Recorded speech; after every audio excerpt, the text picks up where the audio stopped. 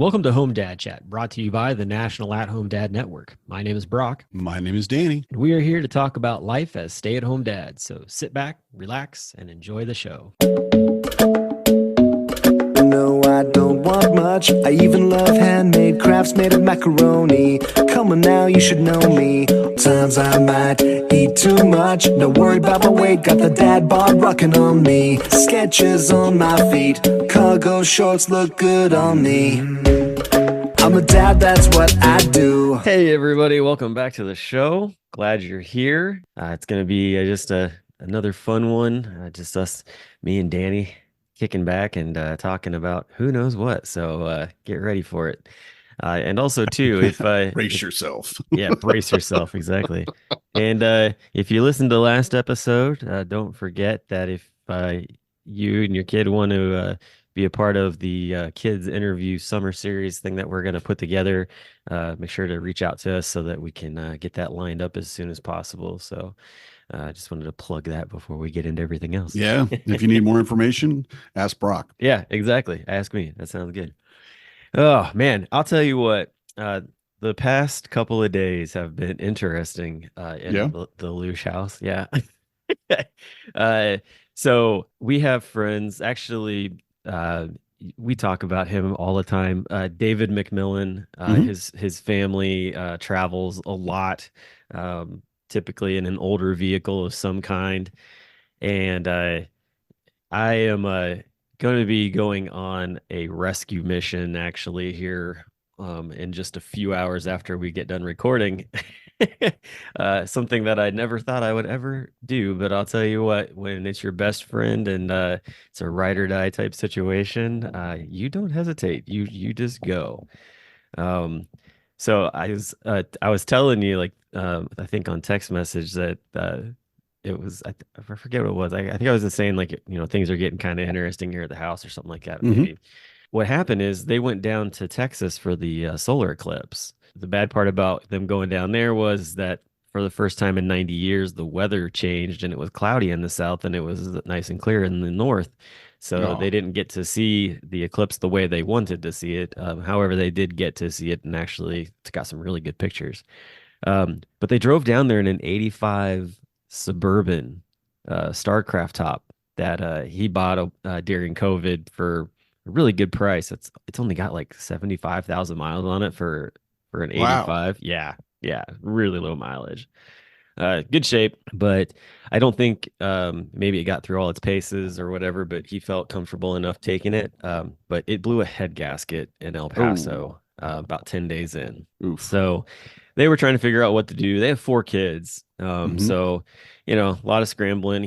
They were going to be out for like 6 weeks doing this trip. And so lots of camping reservations have Oh, been put in man. place, Yeah. lots of planning, lots of planning. And he called me up the other day and was telling me about it because he sent me pictures of him with like basically the engine just taken apart and just sitting on the side of the road. And this lovely gentleman from over in Mexico who I guess like comes into the country like for different things and stuff like kind of works both sides I guess, but he has like a car full of tools and he like stops by and he's like, hey, like let me help you out. And so he tries to help and he actually runs and gets parts for him and stuff like that, put it all Uh-huh. back together, and it's still nothing's working. So Ooh. David at that point calls me and he's like, I got to come up with some other idea. He goes, this is a wild one. He goes, but could I rent your brand new car? And I'm like, what? And we got to talking. I'm like, it doesn't have a hitch on it. I was like, I would need to go get a hitch on. He's like, that's fine. He's like, I'll pay for the hitch getting installed on there. I was like, I know that's outside of your. He's like, I know that's outside of your timeline. I'm like, okay. So I woke up the next morning, and at like 9 a.m. when all of the dealerships opened for Toyota, I started calling around, and I got told that there are 800 hitches for these Toyota Highlanders on back order Oh, because you're kidding. no. What? Yeah, well it's a car that they can't make fast enough Hmm. and they even don't have like when you receive one, you get one key fob for it, and then you Yeah. get the insert piece because they can't afford right now to give two keys to the owners. So then you get put on a waiting list to wait on the keys. Um, and then I was told too, this was interesting, that the uh the kick bumper that you swipe your foot underneath so that it opens up, uh when you put the hitch on it, actually blocks that sensor from being able to be used, I Oh. guess, for the Toyota one. Now, we found one that had reviews online through another company that said that that doesn't cause, like, if you do this one, it doesn't cause that. Like, it was a company that or the website was like a camper trailer type of thing. So, like, people Hmm. that are putting them all the time. So anyway, fast forward, going through the day, I ended up actually finding the bumper from that company, the alternative company, on Amazon. I order it. It can't get here till the 24th, which is like a week. Hmm. And so I'm like, well, here, this is all set up. Local mechanic has agreed to put it on for me as soon as I get it. Everything's good. So kind of got that plan going. Then later in the day, I get a call, and he says, hey, I have talked to my sister-in-law and brother-in-law, who they live here in town too. Hmm. And they have, I think it's an Explorer. So it's third row seating. So it'll, take everybody. And they've agreed to go put a hitch on theirs, which theirs isn't as new. So getting a hitch is easier and readily available. So currently, as we speak, that vehicle is about to go into a mechanic shop and get a hitch put on it. And as soon as it's done, I'm picking it up, loading it up with what I need, which is basically a backpack and some food. And I'm taking off on a journey to go meet them in Flagstaff, Arizona. All righty. Yeah. And I called Jeremy Haston last night and was like, hey, buddy, if I show up on your doorstep in the next 20 or 12 hours, maybe 12, 24 hours, you okay with that? Yeah. And I was like, honestly, all I really need is to be able to just park my car, and I'm just gonna nap in the car. And he was like, no, you're not. He's like, Right. Yeah. I got a couch. You come in, take a nap. He's like, I'll fix you a meal. He's like, if you're only wanting to stay for a few hours, he's like, that's not a problem. He's like, but he's like, you're not gonna sleep in your car. Yeah. You got to meet his dog, man. Come on. Yeah, She's but his delightful. well, it's funny too. He was like, "Well, I need to ask the wife first," and she's like, "Jeremy, like, the man is on a mission. Like, yes, we will give him space." Yeah. Yeah. So yeah, so that's what's in the future. So it'll make some great content. So that'll be one to definitely keep an eye on Instagram for, because I'll definitely be posting some things along the way. And are you flying back? Yeah, so Okay. okay, so they rented a U-Haul quad cab truck so that they could continue on with their trip, because they're, doing some other different things. Once I drop the Explorer off to them, I'm gonna take that truck, and this is the other part that gets interesting. I'm driving to El Paso, Texas, to take the truck back to U-Haul. Hmm. Um, and then from El Paso, I'll fly out. So it's kind of one of those things where it's like, I don't know exactly. I don't want to buy a plane ticket right at the moment because I don't know exactly what day. So I'm pretty much just going to walk in and see if I can get in on a standby flight Yeah. if possible. So yeah, it's going to be an adventure. Good thing you're young. Yeah, young None of enough. this will make you sore and make Oh, difficulty. It'll be great. now you're making me Yeah. hurt just thinking about that. Right. Man, thanks Yeah. a lot. Jeremy's couch is very comfortable. Just saying. So That's good.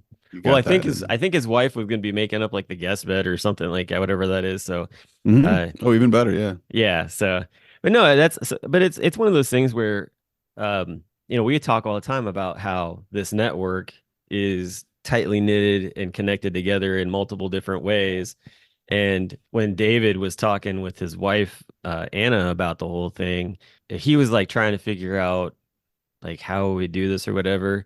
And she was just like, Brock is one of the most connected dads and guys I know in my life. Like, I'm sure he'll figure it out along the way. Yeah. Well, and that's it. We have the network. You know, we talk about the community of it a lot, which is great, but it's literally a bunch of just selfless men who are there just to help, to provide, right? Right? Yeah. And while it's mainly for your family, I have yet to meet any of the dads in our network who aren't willing to give, you Right. know, whatever you need. It's, you know, what if they have it to give, they'll give it. Yeah, it's fantastic. And it's even people that you don't know, right? Yeah. Because I mean, there are times when, you know, I've never met this guy before, and yet we're there, you know, at the airport, you know, because he flew in and brought all of the glasses Oh, for the Daniel pint Wilkerson. glasses for, Yeah. yeah. And it's like, what, you know, and I, you know, I'd heard his, you know, I'd met him before actually, but it's really, it's that kind of thing. Yeah. Well, Guys that and are like, yeah, I called go him ahead. too, by the way, Yeah, yeah, because I was like, I'm in Texas. So I was like, maybe I don't have to fly commercial, but that would have been cool. that which would have been awesome. And I called him up and I said, "Hey man, this is probably the longest shot of something that I've really ever asked anybody." I go, "What would it cost? What would it look like for you to come fly to El Paso and fly me home to Cincinnati?" And he was like, "Round trip, it'd be $1,800 in fuel." I was like, "Oh," and then he goes, "By the way," he's like, "there's a couple other strikes that go against this that aren't going to work." He's like, "It's breeding he's like, "I'm in breeding season currently with his animals." Yeah, And so springtime. he said that things are hot and heavy there. And then on top of that, he's got a couple of horses that are currently being seen by veterinarians, and things are not going as well. Hmm. I mean, they're getting looked at, they're getting taken care of, but they're having a hard time narrowing down exactly what's causing the issue that they're dealing with. So he's like, those three things right there kind of put me out. And I'm like, you're fine, dude. I was like I said, I did not expect you to even say yes to this, but I figured why not Yeah, entertain the idea. might as well ask. Yeah, and I guarantee he would if he Oh could. yeah, he would. You He know, definitely said that too. and that's true of so many of our dads, so many of our members. It's just amazing. Yeah. So that's what's going on. Actually, the other thing that I might end up trying to do, because from Flagstaff down to El Paso, I go through Snowflake, Arizona. So Don't know where that is. you're trying to figure out who's in Snowflake? I don't know anybody who lives in Arizona. The pigeon man lives in Snowflake, Is it Arizona. Snowflake? Is it called Snowflake? Yeah, Snowflake, Arizona is where the pigeon Fry? man lives. Philip Fry. Yeah, so Philip Fry? it's like I'm getting out there. I was like, man, like it would be cool to just swing by for a little bit, because it's only like an hour and a half south of Flagstaff, so it's Oh yeah, like, you need to go. You yeah, need to I at least can't not. just right. Yeah, that's way closer than you'll probably be for a long time. So Exactly. Yeah. So I thought I was gonna make that a must do stop kind of place. So, but yeah, but other than that, I mean, my plan really is to just drive a good amount of time, stop, take a nice quick nap, type of deal wherever it is, unless I can find somebody that lives in that area, which I'm gonna get into some pretty remote areas, and I don't know any if there's any dads in those remote areas, and then yeah, just continue trucking along. I'm hoping to hopefully fly back by Sunday if possible. So we'll see how it mhm. all plays out. But it should only take Yeah. like 2 days, like 2 days maybe to get out there, because it's like 24 hours driving consistently, which I always find that interesting. Like, can Google Maps just not make it like we get it, Okay, yes, continually that's the case. There's no automated car that's gonna like just take you for that time period that even can hold the amount of fuel or charge to do that. It's like, why not break it up? Like the average person can drive 10 hours Hmm. maybe at a time. Like that's pretty much like all a truck driver gets. So break it Yeah. up that way. That way it's a little bit more realistic when you're trying to map out, a road trip. And are you going to push 12 and 12? Is that what you're thinking? No, I'm Okay. not.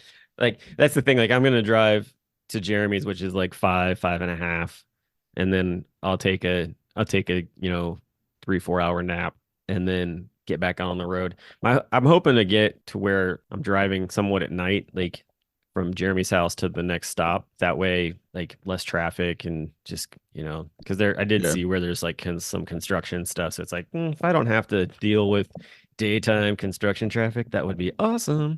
Hmm. But Yeah, it's gonna be a fun adventure, and I honestly would, it, I it will be memorable for sure. very for You know, sure. Yeah. I've made the drive down to Georgia and from Georgia to Wisconsin multiple times since we moved. And it's really it's surprising what the human body is able to accomplish even in something like that. Because like you said, 10 hours is tops. And really for me, 9. I'm at Yeah. 9. I'm like, yeah. I mean, if I have only 30, 45 minutes, maybe an hour, hour and a half to go, I'd finish up and just go ahead and drive the 10, 10 and a half. But at 9, my body's like, dude, we've just been sitting here and we're eating road food, and you just need to pull over, man. You need to go Yeah, find a place to sleep, right? But having the opportunity, especially to go see your buds, go see exactly. Jeremy and Jen, and they're fantastic people. Always very warm and welcoming. One of he's my favorite. It's true. Well, and they were supposed to come here actually last year, and things didn't work out, or maybe it's 2 years ago, and things didn't work out due to Hmm. COVID and some other things like that. So it will be neat to actually get to meet Jen in person and that kind of thing. Yeah, So that'll be exciting. she's great. Yeah, but yeah, so just gonna do the cannonball run Hmm. to use that as a good movie to. And putting your new car through its paces. No, I'm not actually putting my new car through its paces because I'm taking the in-laws car out. Oh, Yeah, oh, I apologize. You said that, and that's yeah, okay. That's my okay. brain, because I'm still stuck on the road trip in your new car, because Yeah, I have to. That's going to be a blast. That would be like, yeah, because it's got to be very, very comfortable.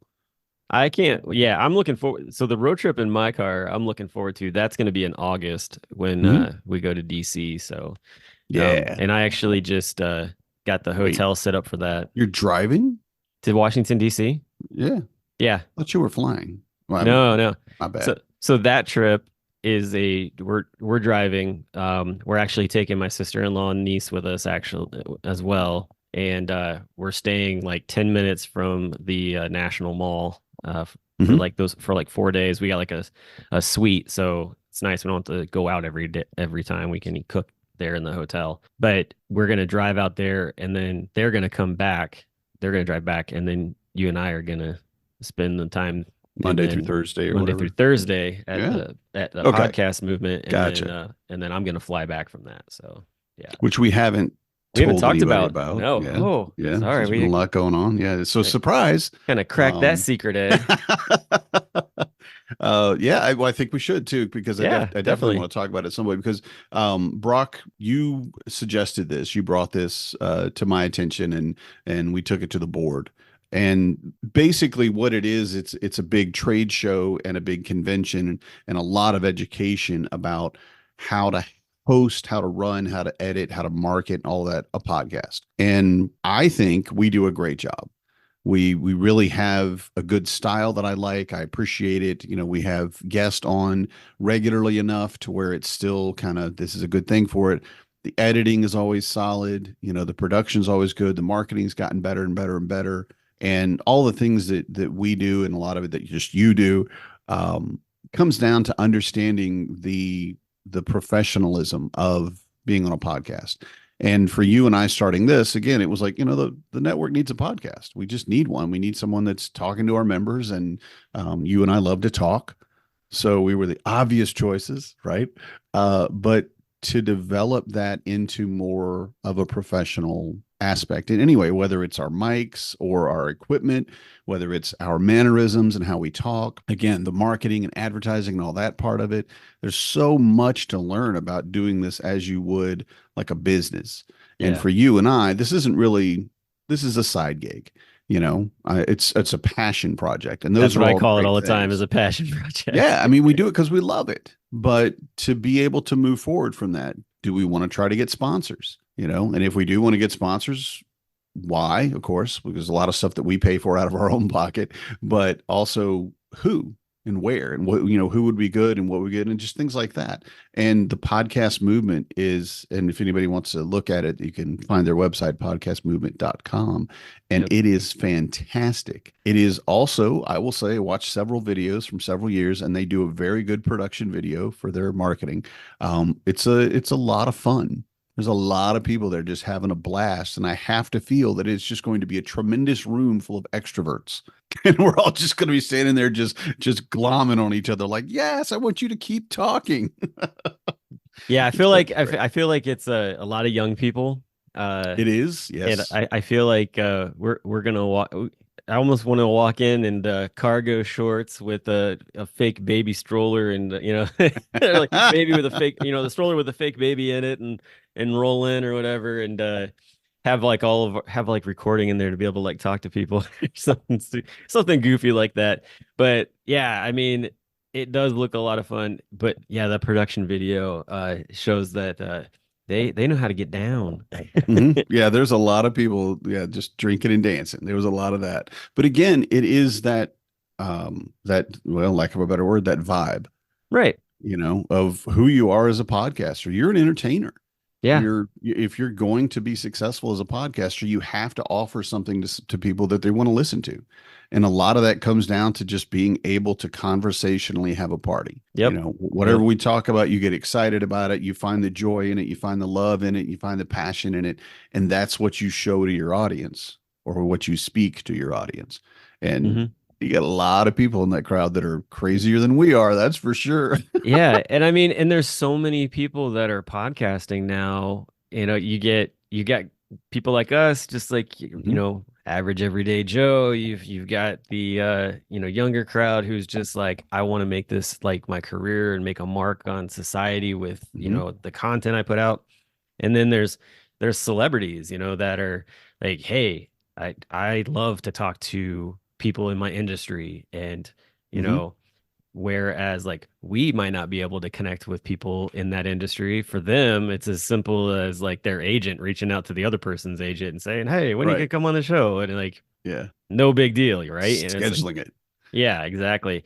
So all different aspects of podcasting and people that are going to be there, and so it's a big networking. Like, and that was the big pull for me. It was like, oh man, like this is a great way to network. Like, this I just see opportunities galore for the organization as a whole. Hmm. I talk to people all the time about this podcast, and I get so many amazing reactions from just whoever I talk to. They're just like, man, like such a neat idea for a show. And they listen to it later and they're just like, oh, I really enjoy that. Like, I didn't think I told you this or not, but we did the perimenopause show episode with Corey. And a couple weeks ago, I went to go stop by. It was after we bought the new car. I stopped by an old friend's house, who we used to go to church with. He lives here in the neighborhood, and he was like, "Man," he's like, "that looks like a nice car." He's like, "I was like, okay, well, next time I'm by, I'll stop over and show it to you." So I did, and he was Googling over that guy, it's like, man, this is a really cool like car. And then he was like, hey, just so you know, he's like, I listened to the episode that you did with Corey. And I was like, the one on perimenopause? Like, and he's like 70. And I was like, you listen to that show? And he's like, yeah. He's like, I wanted to know what it was. I have, a daughter who's around Corey's age, and Hmm. I have a granddaughter, of course, who's younger, but uh, and also too, like he looks at us as family, and so he Nice. wanted to hear what was going on. But still though, like for him to jump on and listen to the show, I was just like, all right, man, like thanks. Yeah. I was very humbled by that and honored. I was like, oh Yeah. wow, dude, like okay. Yeah, it's almost embarrassing when people start talking about how they listen to the show. For me, I'm like, yeah, that can we talk about something else? Because Get a little red in the face. I don't want to talk about me talking. That's I make a Yeah. joke of it. I do love to talk, but I make a joke of it all the time. But I don't want to talk about me talking. I'm good. I do love it. I will admit it's very flattering for me Yeah. that people say, "Oh yeah, I listen to the show," and I feel it in my heart. I'm like, wow, that's very kind. Just and it's not really. It's the fact that we produce a good show. Yeah. Yep. We can always be better. We can make changes. There's things that we both need to be more whatever about, I'm sure. But the reality of it is we have a good show that people can listen to, especially our network, especially our fellow dads and our fellow at-home parents that can sit and listen to it and like, yeah, that guy gets it. Finally, because a Yep. lot of what we do is so frustrating. Yeah, I was that's having the true. conversation with Marnie earlier, and I said I really love that our kids are all in school, and but not because they're not at home anymore, but because they're so active in so many things that they don't need me. Mm. And the biggest part of when your kid is young, especially younger than 3, is it's you 24/7. Oh yeah. And I remember during quarantine, I said, I want to stop being my child's best friend and only friend. And oh my word, can we get somebody else in here to spend some time with this kid and listen to him and talk to him? And not because wasn't interested or didn't want to hear what they were talking about. I do find great joy in my kids' stories the first 2, 3 times. but but the fourth, the fifth, the sixth, yeah, let's just stop. Okay. I need you to talk to somebody else. But that general frustration of what this job can bring, especially when they're very young and you're their only source of knowledge, entertainment, love, everything. Yep. And you love them and you want to spend that time with them, but that frustration is so very common and we don't talk about that. Yeah, I I guess don't want we my kid talk to be about a, that, I but don't want my kid to be a hermit, where right. they're just so and also too just so attached that, you know, they have their friends at school and they see them at school, but then they don't have any contact with them outside of school, that kind of Hmm. deal. Which is difficult for us because we go to private school, so most of the kids don't live around us, which makes that interesting. But at the same time, too, yes, like that's the thing with us right now is just trying to get them involved in some sort of extracurricular activity that's, going to help them mesh that much more with kids their own age. And it's so funny because I feel like we've put them in a bit of a conundrum just with the fact that they haven't really like decided to kind of spread their wings and look for those things that they enjoy. They're like, "Oh, I'm good at home." Like, I don't like this is a safe place in the nest. I don't need to leave this area, like Yeah, that kind yeah, of thing. It's like, no, yeah. no, I'm trying to gently nudge you out of the nest. Hmm. And that's a big part of how I see fathers parenting is you are that solid, safe foundation. This is Yeah. what you are. And you look out in the world and you tell your kids, look, if you climb up there, you might fall and you might get hurt. But you can do that if you want to. You Yep. could if Yep. you want to climb up that tree, okay, but I'm just telling you, these are the warnings that that you need to be aware of. You are not actually a cat. You know, it's not going to be good for you. I know you think you're a cat, but you'll figure it out. You're not a squirrel either. Okay. Yep. And when they do go out into the world and in whatever way, whether it's, actual physical, cut themselves or get hurt or something like that, or if it's emotional or what have you, they know they can come back and we are that nest. We are that safe, stable place where we can say, yeah, yeah, that happened and you're Yeah. okay and you're stronger because of it. You can do hard things and I'm here as long as you live. I will Mm. be right here as this stable place that you can come back to so that they know they can go out into the world Yeah. and get a little uncomfortable, get a little dangerous, maybe, do some risky things, do those things in the life that really show you your limits and Yeah. still come back to us. You know, Exactly. Yeah. dad's here. That was yesterday. We had instructional soccer, and Hmm. it's so Hezekiah didn't get the opportunity to do instructional soccer because it didn't actually start until last year, and they only Hmm. do it K through 2. And so, whenever I do, whenever I'm like coach, he's always come with me to like help out, which the gym teacher really likes him and knows that he can take care of things and not be goofing around and that kind of deal. So, but at the same time, like be a kid. Yeah.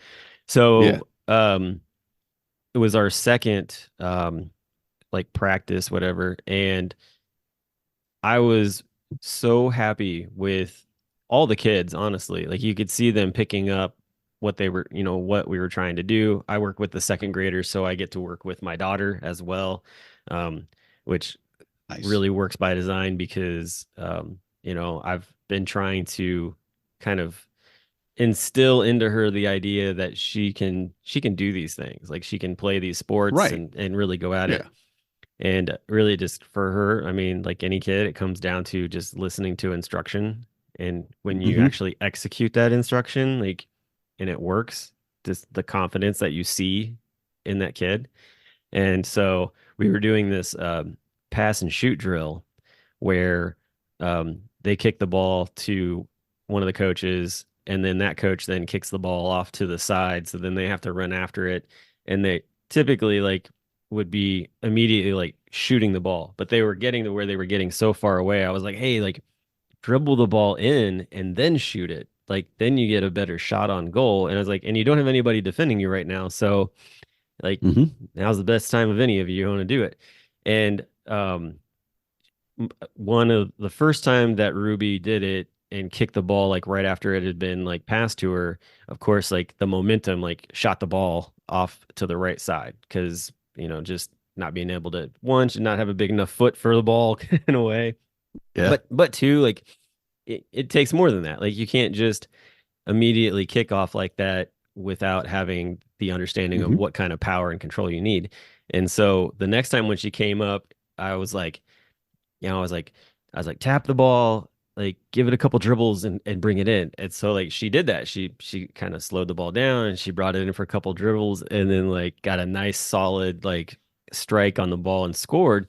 And just she lit up. Like and I was just so Yeah. excited for it. Gave her a high five and everything. And then after the after we were kind of done, she come running up to me and she was like, "That was so much fun." And I was like, "Yeah." I was like, "You did awesome." I was like, "That was you perfect. You executed that perfectly, the way it was supposed to be done." And so, and there's other kids where that's the same thing. Like I've got, there's kids where they just need to know how to, kick the ball the right way off their foot and stuff like that. And so it's like this like Hmm. constant little bits of instruction and then seeing that immediately like flourish into a full concept.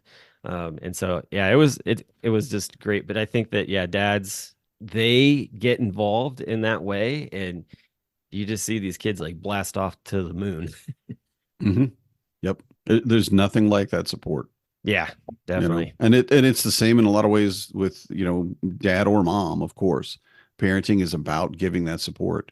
I do find that they do it differently, which, Oh is, yeah, is always an interesting thing trying to define, what's a motherly thing to do and what's a fatherly thing to do, because those definitions or what would fall under those definitions has changed so much right. in my life. Like growing up, there's no way my dad would have done what I'm doing. There's no way. It, no. Mm-mm. And my grandfather, I'm not even sure because he wasn't alive when I became an adult dad. I'm not sure how he would have taken it. I think, wait, you're doing the wife's job? And I'm like, yeah, Grandy. Yeah. Yeah. Okay. We're going to have to update you a little bit here, buddy. But Exactly.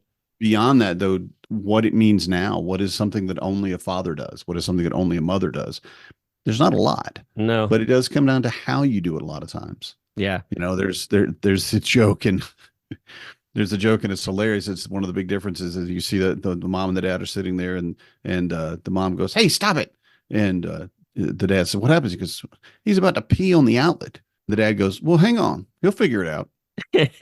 And it's that and of course we would let our kids do that. You don't want pee in your house. No, but you don't want to electrocute your kid. Right. But the reality of having that ability to step and go, no, no, give them a minute to see what this is going to do to experience this, because that's the quickest and easiest way to learn. You can tell a kid and tell a kid and tell a kid how something is, how the experience of it is. But it's kind of like spicy foods or, anything that you run into in life that's uncomfortable. I feel like dads are the people that push you out of your comfort zone. Hmm. They're more likely, no, I love you and I want you to be safe. However, you need to go ice skating. You just need to. You got to go get on those skates. You got to figure it out. And yes, you're going to fall. You got to go ride your bike. Yes, you're going to fall, but you're going to learn and you'll be a better person for it. Right. Yeah. Yeah. And I don't see moms that necessarily, I'm not going to say the moms never do that or don't do that, but overall, we've kind of always had the moms have been, well, be careful, hang on, just watch what you're doing, wait. And there are dads like that, of course. I don't want to do gender stereotypes here, but dads are a little more risk takers. Yeah, Go ahead, try it, see what happens. Get that hammer, hit that nail. You're going to hit your thumb, and you will always remember that, and you will you will learn to not hit your thumb anymore, right? So, exactly. Yeah. Well, and two, like, talking about dads and sort of like the different look at, how dads interact with their kids. I thought it was really on display this year for the women's NCAA tournament. And I know you're not a sports ball guy, but there's this player for Iowa. Her name is Caitlin Clark. She broke a huge record this year by becoming the leading point scorer for both men's and women's college basketball. nice. Yeah. And so she also helped lead her team to the national championship game. They unfortunately did not win. Hmm.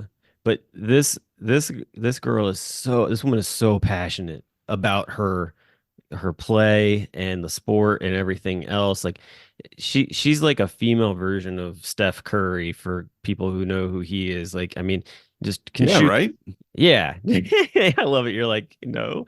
Uh, Smile and nod, boys. Smile and yeah. nod. Anyway, she can shoot the ball from anywhere on the court, and it's almost like it's Hmm. just guaranteed to go in most of the time. But at the same time, too, just like most people who are super passionate about things, they can get over passionate about things, and maybe their actions are just a little bit like over the top, or like one of those deals where, um, your parents are watching, and you're like, that's not how I raised you, kind of, how you react to something.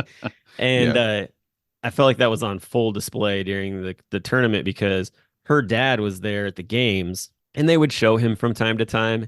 And at one point, I think it was maybe like the Big Ten tournament or something like that. So right before the actual like big, NCAA tournament, she was not happy with how some refing and some things were going. And she was yelling and just trying to get her point across and things. And I feel like you see this in soccer too, and like, Yeah. football and Any things like sports, that. really. Yeah. Pretty much, yeah, any sport. And he's he's not yelling at the referee. He's actually telling the coach to pull her out of the game because of her attitude. And I'm just like, this Yeah. is a grown woman. Like she's, Yeah. she's every bit of like 20. She's probably 21 years old, easily 22. And yeah, he's like, if she's gonna act like that, just pull her out of the game. Pull her out. Doesn't Yeah. deserve to play. But I love that because like, you see some parents at sporting events where their kids upset and so like they start screaming at the referee and Hmm. everything. And it's like this is not a their problem. This is a you problem. Like Hmm. you need to calm down. Right. Yeah. So I love how very and I can't think of another word. I was trying to think of another word, but how the sportsman-like conduct that we mhm. talk about in sports. And I don't like sportsman. Okay, whatever. But the reality of how we as parents should be guiding our kids in sports and Yeah. the number of times you see parents in sports that are, I mean, at the elementary school Oh age yeah. who are standing up, who are yelling at refs, yelling at coaches, and I'm like, whoa, whoa, whoa, whoa, whoa, whoa. Your kid's 6. This is magnet ball. This isn't soccer. Anywhere that ball goes, every single one of the kids is going to be surrounding it. Come on. This is just what they do. And learning that sportsmanlike conduct where you can not only expect it from all of the other people, but your kid especially. Yeah. I love that. Yeah. And I will say, I do know the name Caitlin Clark. All Right. right. There I, you I go. again, when you said NCAA, it took me a minute because I was going to make a joke. The North Carolina Athletics Association. I don't know anything about that. And it took me a minute to go in national college. Okay. But I have heard her name because she has done so well. Right. It has come up just in news feeds and things like that. That yeah. By the way, this is a seriously good player, and they are just knocking records. I mean, to imagine to beat not only the women's record but also the men's. Yeah. You know, Yeah. when physicality is generally higher in men. I mean, they're very, very strong, very fast. And any one of those people on that team, the women's team, could beat me at basketball, easy. All right, there's no. I'm not saying anything like that. I'm trying to be sexist, but the reality of it is a lot of times the men are. They're taller, they're stronger, they're faster, just biologically. To be able to beat their record too is just that's delightful. That fills me with joy, to be honest. Yeah, yeah, definitely. It was wild to watch her, like, because she just made the sport that much more popular. I mean, people watched the women's national championship game 4 million times more than like people watched it than the men's championship game this year. And Nice. a big part of it was because they wanted to see if she could finish the whole thing up or whatever. It's still like they got to see a great game. They just unfortunately didn't get to see her win. Now, Hmm. take that, and then also too, the WNBA's draft was actually just like 2 days ago, and she was drafted the number one draft pick in Hmm. the WNBA, and so she's going to be playing for the Indiana Fever. And the other thing with that is we're getting into the equal pay of female and male Hmm.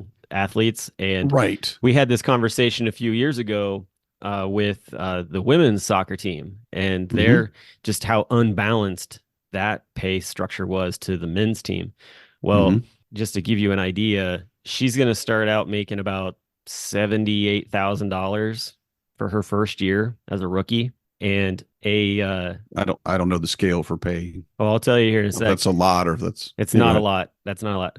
But a rookie for the men's team for the NBA starts out at 10 million.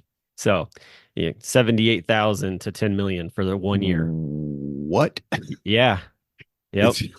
It's That's how big of a gap there is with the difference in those two leagues.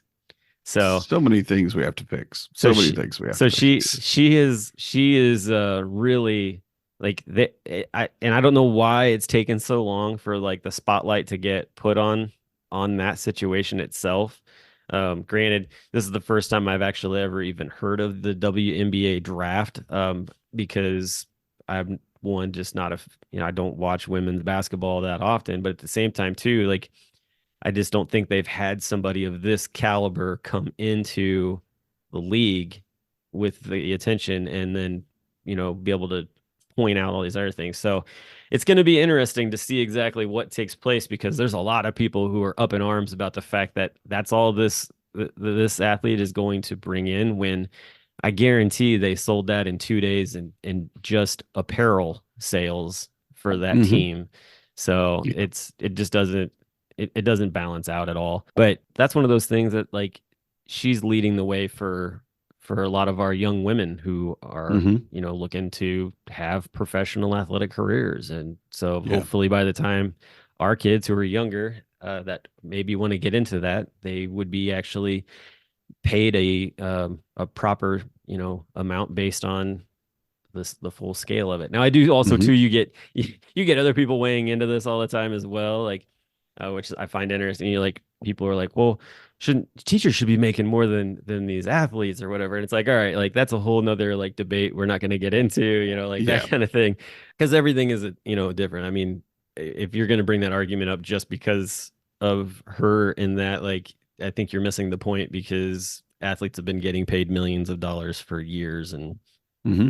to just Yeah. make a stink about this one thing, that's kind Yeah. of That's an ongoing argument. That's yeah, that's an argument that's been in place for decades. Yeah. Yeah. yeah. We do not pay teachers enough. Uh, Exactly. So that's kind of what's going on there. But I think that just watching her dad and the way that he was reacting during the her play was just quite interesting. And I hope that more parents, see like, hey, like if you're gonna be upset and do something like, I would much rather see a parent trying to keep their kid in line in a hmm. game than trying Yeah. to be a side referee or even a side coach, like yelling at your kid's coach, or yelling at the referee is Yeah. just it's not necessary. Like I get it. If something doesn't go right, it's frustrating, but it doesn't make you look good at all. Hmm. Yep. Yep. Yep. Man, the other thing I was gonna bring up because I think that we just need to keep plugging along. When I was talking with Daniel Wilkerson, I was like, "Hey man, are you coming to HomeDadCon?" And he said, "Yeah, I'm coming." He's like, "I'm really excited." And I was like, "That's great. I'm glad that you got your stuff." He's like, "Yeah." He's like, "I hear that you know, it's getting a little slim pickings on hotel rooms and all that Hmm. kind of thing. And I'm like, oh yeah, it definitely is. So I was like, he's Yeah. like, and then he goes, you guys been promoting it on the podcast? And I'm like, obviously you don't listen to the podcast because yeah, we do. He's got a lot going He on. does, he I does. don't Yeah, no, blame I know. him at all. Yeah. Yeah. I can't blame the cowboy. He's he's got his own thing going on. But no, yeah, we, definitely have been pushing and letting people know what's up for Home Dad Con, and it's coming around real quick. So Check the newsletter. It should be coming out in the next yes. couple of days. It should actually maybe be out before the podcast is in case. But the activities, we've got some Yep. extracurricular activities look good. I'm What are we excited about talking about? those. I'm really excited about 5K. those. The 5K just got announced. Yeah, I saw Kyle Denny put that up, Hmm. so you can register for the 5K now, which is cool. And I think that I thought he said something about that there's like a t-shirt that you can purchase like Hmm. on that or something like that. So I haven't had a chance to look at that. I saw it go up yesterday, so it's new when this comes out. It'll been out for just about a week. So hopefully that gets lots of runners. I think that it's going to be just a fun time, just like last year was. It was really a blast to just go run with a bunch of dads. Like we weren't really running. Most of us weren't running for time. We were just out there to enjoy each other's company while Right. we're out running. But we were still trying to keep a good pace. Hmm. Yep. And then we have the cave trip, cave kayaking. Oh yeah, that's right. That's And gonna be then fun. after the cave kayaking, we have a brewery hop. There we Uh, go. we've talked about Jeremy Haston. He's actually putting that together. Yep. He's one of the drivers. I'm going to be the other driver, and we're going to hit four specific breweries in St. Louis area, and they're going to be, from what I understand, again, I don't drink beer. That's why I'm driving. They're really nice places to go. They're really good visits Cool. for St. Louis. Yeah, Yeah. So working on the photo tour, and what else do we have? I'm We had some other excited for the thing. photo tour. That's always one of my favorite things to go do on Thursday. Gotta find who's leading it this year. That's what we're. Mm, I think the only thing we're missing. So is okay. to get somebody with a little bit of experience. And again, part of the photo tour. If you haven't been to HomeDadCon, we do a photo tour of the area every time, and it's generally all of us want to be photographers, and then one or two actual photographers, and we just take every bit of information that they will give us, try to Yep. learn how to use our camera more effectively. And I have learned more on the photo tours, I think, than I learned at any other point. I mean, I haven't taken an official class, but like reading the manual and just experience, nothing compared to literally having a professional photographer literally just look at it and goes, wait, no, hang on. Take this picture here like this. And I did. Yeah. And it was beautiful. It was beautiful. And I'm like, I don't get it. Why can't I get that shot? Minneapolis was like that. It was awesome. Yes, Minneapolis That was was so much that great. was so much fun. And I remember having it was like uh Pat Jacobs was there Yes. and Joe Saladino and like there were a couple other guys who had like really nice cameras and it was great to be able to like ask them questions. I remember Eric Schorberg he had just got like a DSLR Hmm. and I had brought my friends and so like those guys were giving us all kinds of, instructions. And then I remember at one point like Eric and I were just out walking around just snapping shots on our own and playing with the apertures and all the different settings and stuff like that. But that was Right. a fun one. We did some like oh, what did we do? Like we did some very cool night photos in Hmm. Minneapolis I and remember those. those are some of my favorite shots. So yeah, that I enjoyed the Cincinnati one because it was fun. I gave the tour for that and it was a blast to walk around and most places where you would just drive down the street and you wouldn't even realize that if you actually looked in the parking lot of in between the two buildings, like there were murals, The murals. Yep. and we have over 100 murals in downtown, and so it's just like this huge art gallery basically. So I'm very curious to see what Cincinnati or what St. Louis has to offer. I'm sure that they've got quite a bit of art. I mean, when you have a city museum with all of the craziness that's in there, it's got to sort of bleed out into the city Hmm. and show itself. So Yeah, that place has got to have a million photographs of it. Just very interesting. Very Yeah. interesting. So I had somebody ask me, they were like, "Oh, so you're oh no, it was Daniel." He was like, "Oh, so you're gonna go check out the HomeDadCon space when you drive out there." I'm like, "I'm Mhm. not gonna have time to do that. The most I'm gonna probably get to do is see the arch as I drive by." right. Just So, right. Oh, look, that's very cool. That's amazing. Someday I'll stop and take a picture I'll of be it. back to see you in October. Right. Right. Up closer. So, but yeah, man. So it's gonna be exciting, and like I said, I'm gonna have lots to post about the trip out west, that Mhm. and all of the excitement with that. But that's pretty much all I got for this episode. It was good getting to talk and catch Mhm. up like always. So I'm looking forward to seeing everybody at Home DadCon. So Yeah. hope they can make it there. Good luck on your trip. I hope it goes very well for you. Thanks, man. Definitely. I'll be texting you back and forth, so and Mhm. everybody else can follow Try to along keep on you awake. Instagram. Yeah, exactly. That for sure. So, all right. Well, hey, everybody, thanks for listening, and we will talk to you all next week. Good night, everybody. I'm a dad, that's what I do.